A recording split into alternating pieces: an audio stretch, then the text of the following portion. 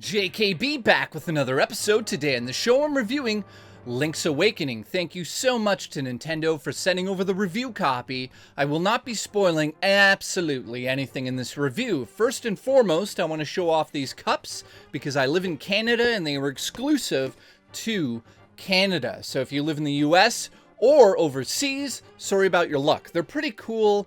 I'm glad I own them. They cost $7. Now, there was one other thing I wanted to show you off the bat.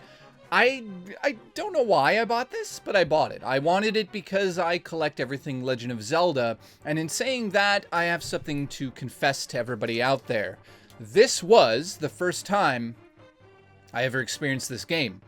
Now, when I say that with great remorse. Why I didn't play this in the original days in 1993, you got me. I don't know. I thought it was a kooky, crazy, wackadoo idea to take Mario characters and Kirby and put them into a Legend of Zelda game. Now, let me start off with the story of Link's Awakening without spoiling absolutely anything. I will not be going into any details. I will say what I thought about the story afterwards. But in saying that, I can say if you're expecting an epic, over-the-top, ridiculous, kooky tale about an island with a giant egg.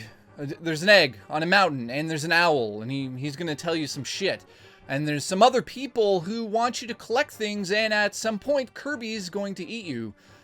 If you were, if you had a dream about this, then congratulations, Nintendo turned it into a video game. And that's what this game is. It's a kooky, crazy, over-the-top, whimsical tale that reminds me a lot of Alice in Wonderland, or, that type of tale, just a mysterious tale where you have no idea where you are. You have to figure it out. Why are you here? What has happened? Let's all do that on a Legend of Zelda map. Okay, that's cool. That idea I liked back in the day, but I don't know why I never played this. Now, the story really unfolds as you explore this island. The island is full of mysterious creatures and characters that you will run into. And at points, you will see Super Mario characters on the screen and wonder, what has happened here? Now, what actually happened was the dev team that worked on the original prototype of Link's Awakening was just trying to push the limits of the Game Boy, and they decided to throw in Kirby and all these other weird characters from, Mario and Kirby, and, there's tons. I don't want to give away anything, but you'll see a lot of weird stuff. And they decided, well, if we're throwing Mario in, why don't we go to a 2D platforming point of view as well? And they decided to do that, and okay, we're getting crazy now. We're getting kooky, and okay, there's an egg, and it's giant, and the windfish lives in the egg, and you gotta break it open, and maybe he's gonna help you. Maybe he will, I don't know, but the point is, that's your mission. Get off the island, because there's a lot of kooky shit here, and they're gonna probably eat your body if you don't get off of this island. So in terms of the story, I'm happy with this. I don't want you to go into this expecting it to be some sort of like over-the-top epic Legend of Zelda tale that's going to emotionally move you. I think it's going to mostly pull on your child strings, your memories of your parents, if you have them. Sorry if you don't. Ooh.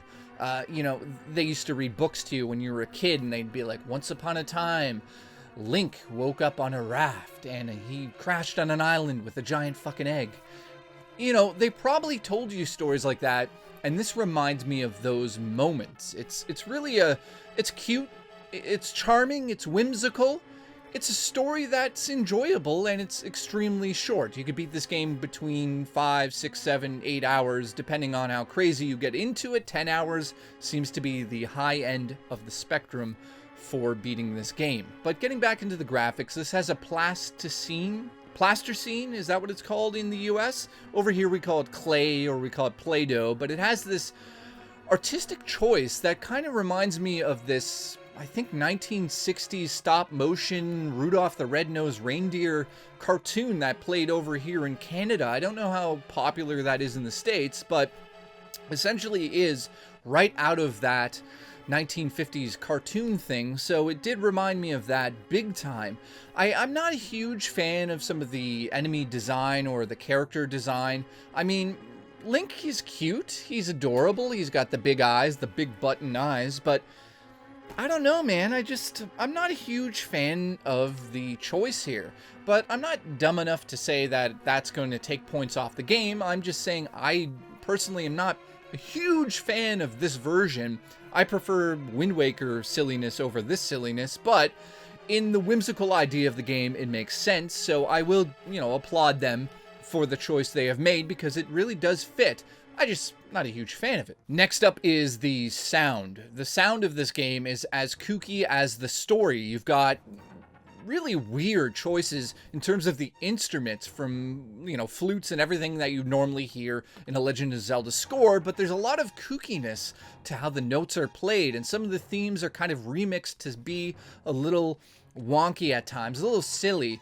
And the sound design, I mean, I'm quite pleased with it. It's not something I'm going to write home about because no one would really get that letter because no one cares back home. But I mean, my point here is graphically and visually and the audio going together, it's just something special that I can't quite put my button on to, but they really did something special with the themes by taking them and slightly skewing them to be this sort of dreamlike state where you're not quite sure if you're hearing the theme that you know and love, or is it remixed, or what's going on with this score. I'm a huge fan of the score. I'm a huge fan of music in general, but I mean, it's a choice. They made a choice here to be kooky and mysterious with the music as well.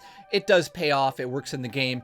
I'm just going to say I like other scores from some of the other games. Now, in terms of how it's handled on the Nintendo Switch, well, I mean, it's tough to say this, but Nintendo really has dropped the ball in terms of the frame rate. On the original Game Boy game, you would go between these squares. They would load in and then slide you into the next square. That's how much the Game Boy could handle. On the Nintendo Switch, of course, you assume that, well, it's a pretty sized map. It's pretty big, I should say. And, it's got frame rate issues going in between some of the sections, and it's something that took me out of my experience. Now, the experience isn't super long. You're not going to be playing this for 100 hours like Breath of the Wild, but when you're playing a game like this, you don't want to see the frame rate dip from, 30 all the way to 20 all of a sudden. It just takes you out of the experience, and I really hope that, the Windfish shows up and patches this game, because I can't handle it. I gotta be honest with you guys, I'm really disappointed with that aspect of the game, and I know a lot of people are mentioning it in the reviews, but I'm mentioning it a little bit stronger here because I think Nintendo really knows what they're doing, and the developer of the game really dropped the ball on that aspect. It's not optimized. I just don't understand it, and it really disappoints me, and in fact, it kind of does go into the score of the game at the end. Next up, I want to talk about the gameplay because there's so many kooky things about this game. There's so many weird items that you run into and so many weird moments that I don't want to spoil that much about this, but at one point in time, it goes into a side-scrolling point of view and you can jump. And you can only jump after you get an item, I should say, but once you have this item equipped, you hit it, it's a feather. It's not the end of the world. I'm not spoiling anything, but you get a feather that really makes him light.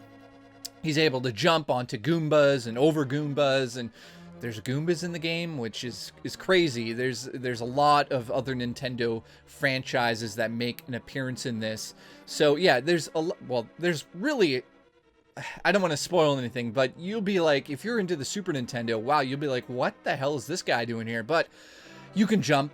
You can jump over things. That obviously plays into some of the dungeons later on in the game, and right off the bat you want to jump over certain things like certain bushes and certain holes in the ground that you want to get over to get to a secret area or, get further into the level. Now, let's just talk about the dungeons. There's that classic, what should I call it? I guess the NES dungeon sort of architecture here. It's sort of designed in the same way where it's not like a Link to the Past dungeon where I don't know, it's hard to explain. Link to the Past felt more open in terms of their dungeons, and they were more themed, right? These are themed, definitely there's themes throughout this story, but the dungeons are put together in a sense, they're kind of like copy and paste from sections, and that kind of plays into a bigger role in this game, because in this game you can create your own dungeons by collecting dungeon pieces, and you go to a character and you could save them onto your amiibo and go to your friend's house and give your friend your dungeon. It's not like Super Mario Maker level of dungeon design, but it's interesting because the dungeons themselves are just little squares with, maybe they'll have bats and a little bit of a puzzle and a key to get to the next room. But the idea here is quite simple. Collect dungeon pieces, build your own dungeon map. Now, is that really going to be a selling point for this game? No, not necessarily, but I think it's pretty cool to see in the game, and the ability to pop it onto an amiibo and have your friends try to get through your designed dungeon is interesting. But dungeon design in the game itself is not as easy as you would expect. Most of this game, I should say, is quite easy to get through, and if you're a seasoned veteran of Legend of Zelda, you're gonna probably just, you know, steamroll right through this. But if you are a casual gamer, you're going to find that some of the dungeons are actually quite difficult to complete, especially if you want to do 100% and get everything out of that dungeon. I would suggest to play this game at a snail's pace, because there's so much to find and figure out about this game.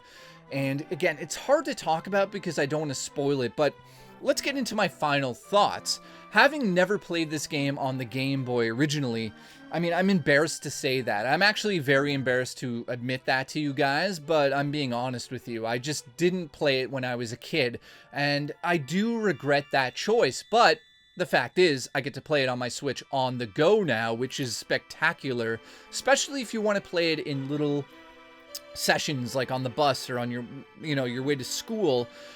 These are the moments that you'll cherish the most, because you'll play a little of the game and you'll get into a dungeon and then you could just put it down, and it's not like, you know, Breath of the Wild where you are in a world. You are in a world here, but it's not as dangerous. It's not as expansive. It's not as robust. Let's just say that. It's just a classic Legend of Zelda map, kind of like the NES, kind of like Link to the Past. And you're going to go into this thinking, this is a weird story. And in the conclusion of the story, I just got to say, it's like a whimsical, magical feeling that you get. And you've really been on a voyage with Link. And you've really kind of learned a little bit more about the lore of Legend of Zelda, if that makes sense. I don't mean in terms of the overall arcing story of the series, but you kind of get more of a sense of what they were going for back in the day with Legend of Zelda, with this sort of mystical and mysterious and magical feeling that you would get playing a Zelda game. It's an adventure, and this game puts you on an amazing adventure with frame rate issues. I'll say that again. Graphically, again, I'm not a huge fan of it, but a lot of people are, and I'm happy that people are picking this up for the first time and getting to experience it. I mean, it's just a weird, kooky game, and I'm happy it's on the system. And in closing, the last sort of negative I have to give the game is the price. It's not really extremely long, and I just feel a little disappointed that it's full price.